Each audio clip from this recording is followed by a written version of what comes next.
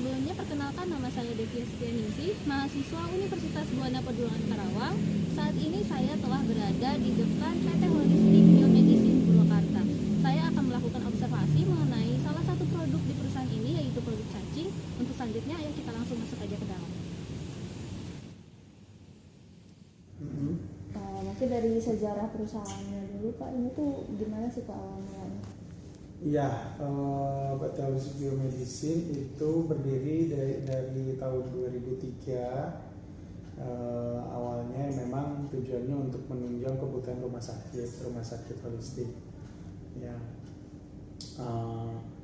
jadi waktu itu belum menjadi persyaratan utama untuk CPOTB, ya, sehingga baru mulai 2010 kita menjalankan prosedur mendapatkan CPOTB, dan alhamdulillah 2018 kita mendapatkan sertifikat CPOTB untuk 3 bentuk sediaan, yaitu kapsul, perajangan, dan serbuk oral. Itu yang akan habis nanti 2024 ya Pak, 2024. Kemudian ya intinya awalnya memang berdiri untuk kebutuhannya rumah sakit lebih dahulu awalnya, tapi setelah berkembang kita harus ekspansi ke luar. Kita tuh korporasi ya, ada beberapa divisi, dan kalau bentuk PT-nya itu ada yang berbadan hukum ada 4. PT Holistic Biomedicine itu untuk produksi, PT Holistic Indonesia untuk rumah sakit, kemudian PT Indonesia Sehat itu untuk marketingnya, dan satu lagi yayasan P3SH Sains Holistik ya, itu untuk pendidikan. Itu kita punya stikes juga. Nah, kalau divisi-divisi yang mendukung yang lainnya ada Pelanta Holistika. Nah, cacing itu di bawah Pelanta Holistika untuk menyuplai kebutuhan bahan baku, khususnya bahan baku tumbuhan dan non tumbuhan untuk rumah sakit maupun juga untuk pabrik. Ada lagi Bioshop itu untuk supermarket produk-produk kita. Kita ada juga kampung organik, yaitu rumah makan, ada di depan juga di situ. Jadi semua terlokalisir ada di tempat yang sama. Cacing itu digunakan untuk di rumah sakit dalam keadaan segar, ya, dan juga digunakan untuk produk. Nah, produknya itu diproduksi di PT Holistic Biomedicine. Kita namakannya Bloodzyme, sudah memiliki registrasi juga POM TR, ya.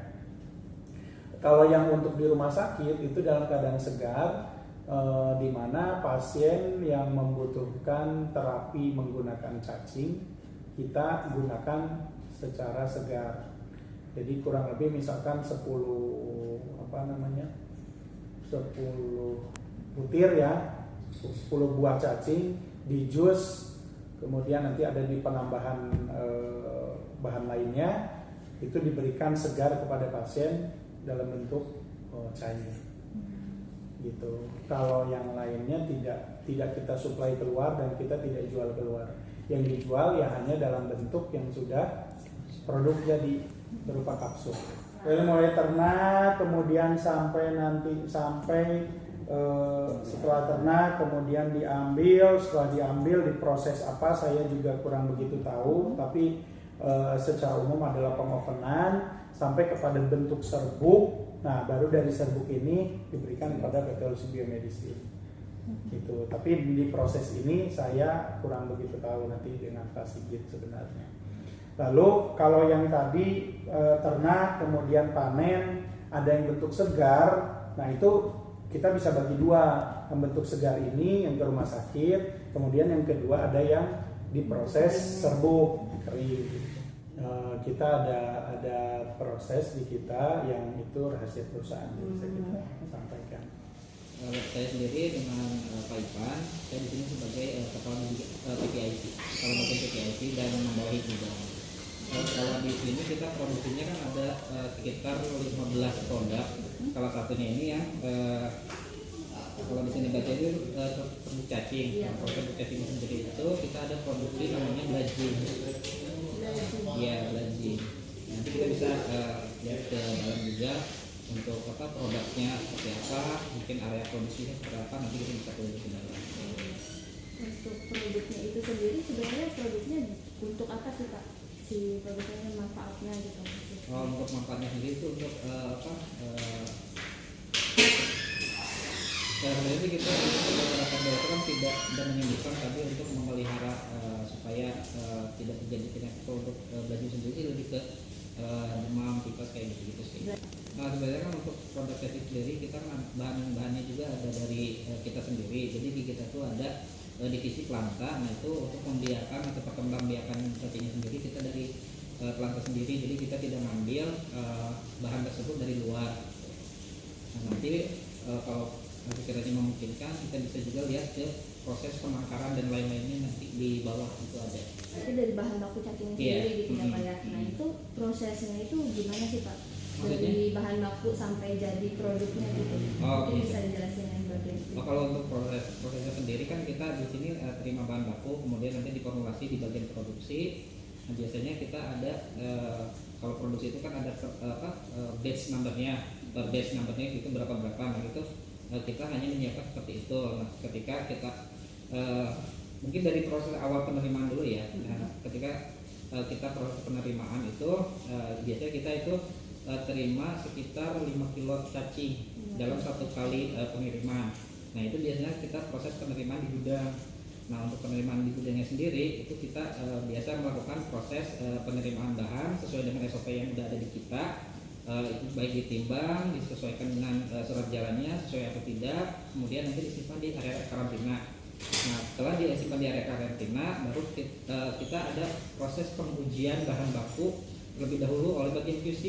Nah ketika proses itu sudah ada proses pengecekan dan dinyatakan lulus oleh QC, itu baru disimpan di gudang penyimpanan bahan.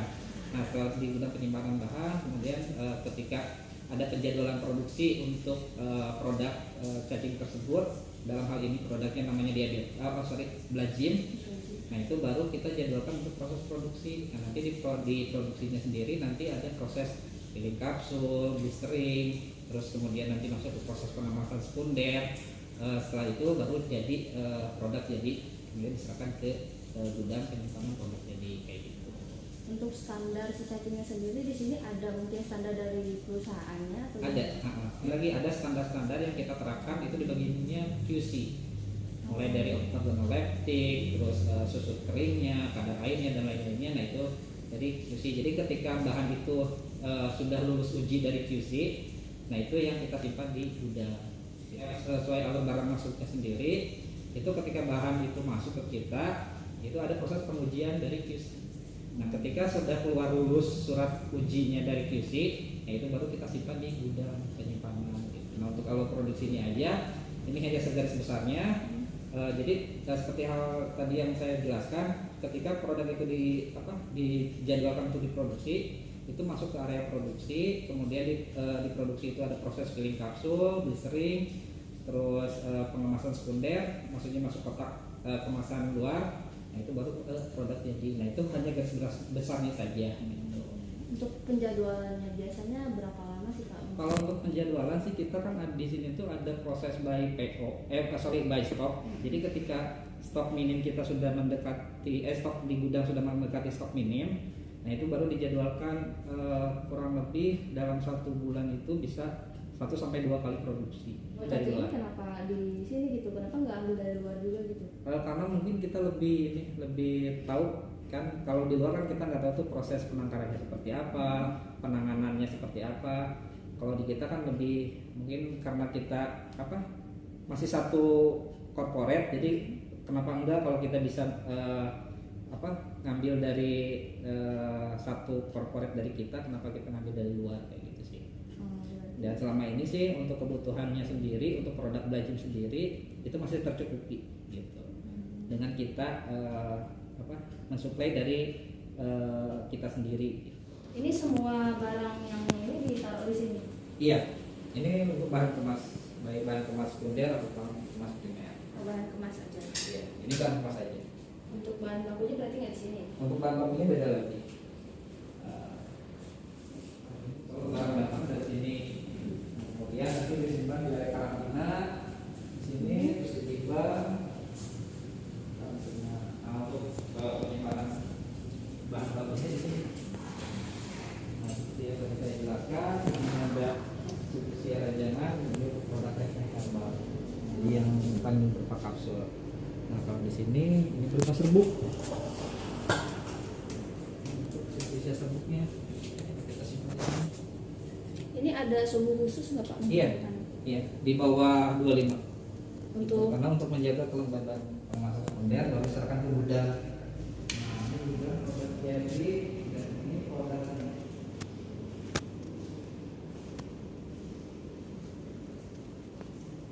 Nah, ini produk.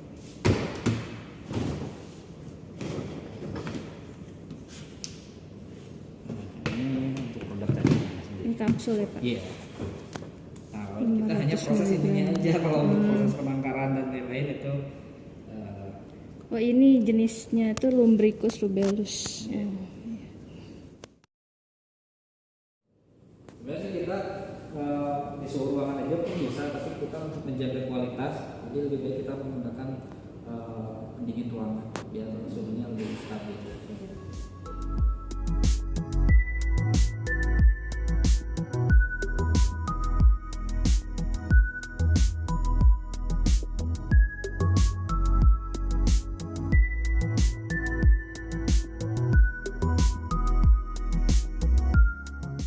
Biasanya berapa lama untuk waktu dari awal sampai panennya gitu?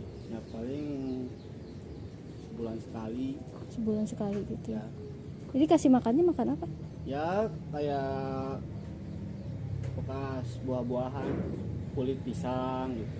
Berarti Kulit, ya Nah biasanya kan kita ada Kulit nutrisi semangka. tuh, nutrisi sama KO. Nah biasanya kan itu suka ada makanan kayak gitu, kayak bekas apa namanya buah-buahan. semangka ya buah-buahan. Itu biasanya kita gunakan untuk ngasih makan. Kasih makan di sini. Masih diambil tanahnya biar bersih, baru dicuci, langsung dimasak. Dimasak. Ya habis masak langsung masuk ke oven. Ada yang udah kering, yang udah siap di blender ada. Oh iya. Mau lihat boleh mungkin? Boleh. Di blender yang ini. Nah ini tadi udah direbus. Ya, terus ini yang udah dimasak, yang udah udah kering. ya yang ini udah siap mau di blender. Di blender kalau udah berarti dikirim ke sana. Ya, kirim ke biomedicine. Biasanya dapat berapa? Ya. Banyak di kilo gitu kan? Ya di kilo. Biasanya dapat berapa kilo? Ya kalau targetnya sih 5 kilo.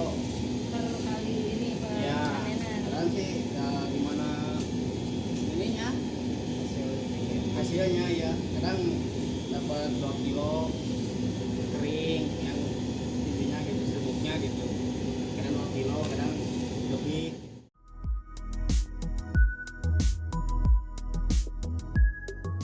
Pak mau nanya, ini dari buat produk racun sendiri ini ada jenis racun khusus ya Pak buat produknya sendiri kita mungkin enggak juga.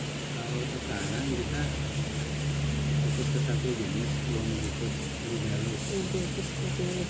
Dulu kan ada Lumbricus itu Afrika ya, kan? Ya, Afrika. Lumbricus tiger ada. tiga Kalau macam dulu ada Lumbricus. Afrika merah. Jadi berhubung mungkin dari secara analisa medisnya kandungan enzim terutama ya lebih bagus yang Lumbricus rubellus, makanya sekarang kita fokus ke Lumbricus rubellus. Ya. Dibudidayakan itu awalnya gimana Pak? Bisa diceritakan itu pengolahan dari awal sampai penanganan? Ya pada dasarnya sih kalau metode peternakan daging ini kan salah satu metode kita untuk memanfaatkan limbah-limbah organik. Jadi kita sebenarnya awalnya nggak fokus ke Racunnya dagingnya. gitu. Jadi salah satu cara kita untuk mendaur ulang limbah-limbah organik dari rumah sakit. Jadi dapur nutrisi, dapur rumah makan kita, kandungan organik. Kalau sudah dibuang percuma, kita manfaatin untuk pupuk awalnya. Untuk pupuk. Nah, tapi ternyata dari sisi medis kan di badan daging itu sendiri ada kandungan enzim, bikinase, masalah jalan. Jadi bagus untuk kegiatan pembuluh darahnya.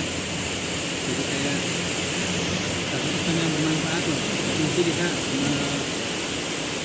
menyelesaikan masalah penanganan limbah organiknya, sisi lain kita dapat pupuk, dapat juga dari cacing itu sendiri untuk pengobatan seperti itu. Tanpa dibantu dengan cacing, dia dibiarkan membusuk sendiri ya, yang ada lalat datang, baunya nggak enak, bau busuk. Beda kalau diolah sama cacing, hitungan nggak sampai 1 minggu udah aroma nggak enak udah hilang. Belum berikut tubelus kan dia nggak terlalu besar, paling ukuran sedotan aqua gelas, agak sedikit di atas sedotan aqua gelas. Beda dengan cacing kalung yang di tempat-tempat sampah kan jadi gede. Jadi kalau kita pakai cacing kalung yang dibudidayakan secara rendemen kayak di situ tepung cacing yang kita olah kan itu lebih banyak hasilnya, secara timbangan lebih maksimal. Kita akan dengan enzim karena perbedaan jenis cacing tadi si bagus dan bungkus tubelus. Mungkin enzimnya sama tapi intensitas enzimnya itu beda, kadarnya gitu. Kadar aktivitas pengobatannya nggak akan maksimal. Kalau di sini Pak kan tadi setelah diolah gitu ya Pak, dipanen, kemudian tadi udah ke sana juga dicuci dulu terus direbus gitu ya Pak. Itu kenapa kemudian setelah dicuci direbus dulu baru dikeringkan gitu? Itu sebetulnya cara untuk mengaktifkan. Rebus nggak lama, sebentar langsung angkat. Kalau terlalu lama, kalau enzim itu kan sensitif ke suhu panas. Dan mematikan langsung diangkat lagi. Memang kerusakan ada, tapi nggak akan. Nah, kalau sebentar saja ya nggak akan tinggi kerusakan. Tidak kalau kita rebus sampai lama. Suhu juga, suhu ovennya juga di bawah matahari. Sama lah sama matahari juga. 40 derajat kalau oven. Kenapa kita pakai oven itu? Satu untuk kontrol suhu, untuk menghindari kerusakan enzim. Kedua untuk menghindari alat. Kalau misalnya perebusan tadi berapa lama? Hitungan detik. Langsung direbus mungkin ya paling cuma Panasin di doang. Mematikan saja hitungan detik langsung angkat. Baru kemudian di oven gitu. Iya. Soalnya kalau nggak dimatikan itu yang ada karena suhu 40 derajat kan sedikit di atas suhu ruang, yang ada cacing kabur kemana-mana. Kemudian diserbukan ya Pak. Iya. Untuk proses penyerbukannya sendiri di sini juga. Penepungan di sini, penepungan awal ya. Nanti di biomed karena untuk dikapsulkan kan mungkin ada penggilingan selanjutnya proses. Ada proses selanjutnya. Bukan kita pakai blender biasa. Blender biasa aja. Penggilingan awal nanti kalau penggilingan untuk skala lebih halus ya di biomed ada proses penggilingan yang tadi saya katakan. Ada proses pengujian lagi air, bagaimana kita dan lain-lainnya.